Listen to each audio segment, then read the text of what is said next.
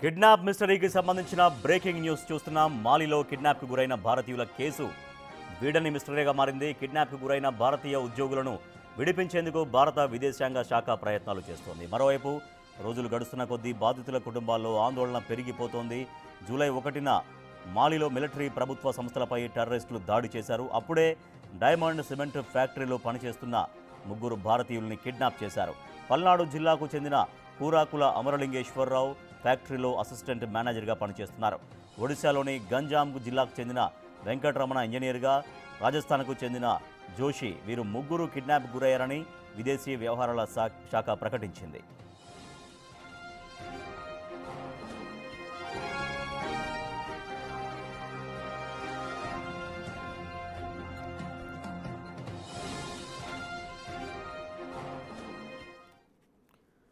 భారత విదేశీ వ్యవహారాల మంత్రిత్వ శాఖ ఇప్పటికే ప్రకటించింది. కానీ పరిస్థితిని ఎప్పటికప్పుడు పర్యవేక్షిస్తున్నామని, ఆ మాలి ప్రభుత్వంతో సంప్రదింపులు జరుపుతున్నామని, వాళ్ళని క్షేమంగా తీసుకొస్తామని చెబుతుంది. కానీ ఇంకా బాధిత కుటుంబాల్లో మాత్రం ఆందోళన మరింతగా పెరిగిపోతుంది రోజులు గడుస్తున్న కొద్దీ. మా ప్రతినిధి సాయి శంకర్ మరింత సమాచారం ఇస్తారు.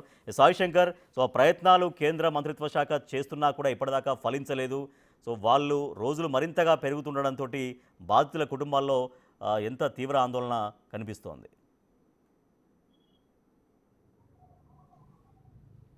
రాజేష్, ప్రధానంగా కూడా ఈ మాలీలో కిడ్నాప్ అయినటువంటి ఎవరైతే తెలుగు రాష్ట్రానికి సంబంధించినటువంటి అమరలింగేశ్వరరావు కానీ, అదేవిధంగా రాజస్థాన్కి సంబంధించినటువంటి గంజం జిల్లా, ఒడిశా రాష్ట్రంలోని గంజం జిల్లాకు సంబంధించినటువంటి పి వెంకట్ ఎవరైతే ఉన్నారో ఈ కుటుంబాలకు సంబంధించినటువంటి వాళ్ళ ఆందోళన అయితే రోజు రోజుకి పెరిగిపోతుందనే విధంగా చెప్పొచ్చు. ఎందుకంటే అసలు వాళ్ళ కుటుంబ సభ్యులు ఎక్కడున్నారు, ఏం చేస్తున్నారు, వాళ్ళ చెర నుంచి ఎప్పుడు బయటకు వస్తారు అనే దానిపైన ఒక టెన్షన్ వాతావరణం అయితే కొనసాగుతున్నటువంటి పరిస్థితి ఉంది. గుంటూరు జిల్లా జమ్మలమడుగులో ఉన్నటువంటి అమరలింగేశ్వరరావు సంబంధించినటువంటి తల్లిదండ్రులు అయితే తీవ్ర ఆందోళనకు గురవుతున్నటువంటి పరిస్థితి ఉంది. అదేవిధంగా ఆయన భార్య సైతం కూడా, వాళ్ళు తెలంగాణలో ఉంటారు, ఆమె కూడా తెలంగాణ రాష్ట్ర ప్రభుత్వంతో పాటు కిషన్ రెడ్డికి ఎవ్రీడే కాల్ చేస్తున్నటువంటి పరిస్థితి ఉంది. మా వాళ్ళ ఆచూకీ ఏమన్నా లభించిందా అనే విధంగా కూడా వాళ్ళైతే కోరుతున్నటువంటి పరిస్థితి ఉంది. ప్రస్తుతానికైతే మాలీలో ఈ మన తెలుగు రాష్ట్రాలకు సంబంధించి కానీ, అదేవిధంగా భారతదేశానికి సంబంధించి ఎవరైతే ఈ కిడ్నాపులకు గురైనటువంటి వ్యక్తులు ఉన్నారో వారికి సంబంధించినటువంటి అంశం పైన ఇటు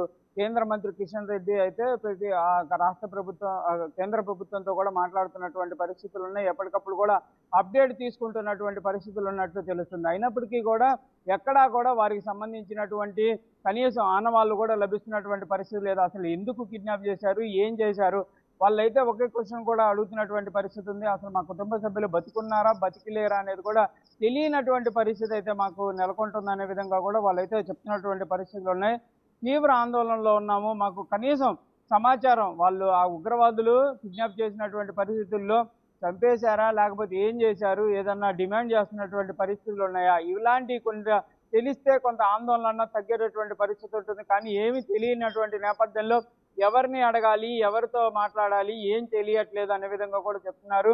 అంటే వరుసగా కూడా ప్రతిరోజు కూడా అధికారులతో మాట్లాడలేము, ప్రజాప్రతినిధులతో మాట్లాడలేము, ఒకరోజు వెళ్ళి కలిసేటటువంటి ప్రయత్నం చేసినా అది కుదిరినటువంటి పరిస్థితులు ఉంటున్నాయి అనే విధంగా కూడా వాళ్ళు చెప్తున్నారు. ఏదైనప్పటికీ కూడా ఇవి కిడ్నాప్కు సంబంధించినటువంటి అంశం పైన మాత్రం క్లియర్గా అమరలింగేశ్వరరావుకు సంబంధించినటువంటి కుటుంబ సభ్యులు మాత్రం ఒకటే డిమాండ్ చేస్తున్నారు. ప్రభుత్వం అంటే కేంద్ర ప్రభుత్వంలో ఉన్నటువంటి పెద్దలు కొంత దీనిపైన సీరియస్గా తీసుకొని మా కుటుంబ సభ్యుడు అయినటువంటి మా భర్త ఎక్కడున్నాడు అనే విధంగా చెప్పాలనే విధంగా, భార్య అదేవిధంగా పిల్లలు కూడా నాన్న ఎక్కడున్నాడు అనేది తెలియజేయాలనే విధంగా కూడా వాళ్ళ పిల్లలు కూడా అడుగుతున్నటువంటి పరిస్థితి ఉంది. అదేవిధంగా ముసలి వృద్ధపల్లిలో ఉన్నటువంటి అమరలింగేశ్వరరావుకు సంబంధించినటువంటి తల్లిదండ్రులు కూడా తీవ్ర విషాదంలో ఉంటున్నటువంటి పరిస్థితి ఉంది. వాళ్ళ ఆరోగ్యం మాకు బాగాలేదు, మా అబ్బాయి పరిస్థితి తెలియక మరింత ఆందోళన చెందుతున్నామంటున్నారు. ఏదైనప్పటికీ కూడా ఈ అంశం పైన కొంత సీరియస్గా అయితే కేంద్ర ప్రభుత్వం దృష్టి పెట్టాలనే విధంగా వాళ్ళు కోరుతున్నటువంటి పరిస్థితులు అయితే కనిపిస్తున్నాయి.